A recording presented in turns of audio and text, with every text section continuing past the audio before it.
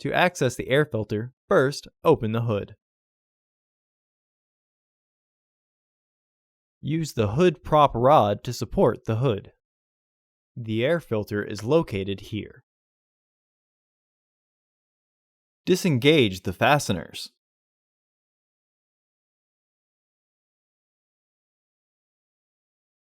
Remove the old filter from the housing and clean out any debris inside. Insert your new filter into the housing.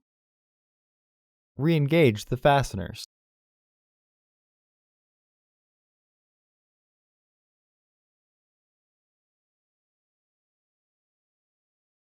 Remove the hood prop rod and close the hood.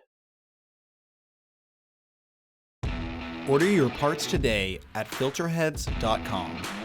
Also, please like our video and subscribe to our channel so you won't miss any new content.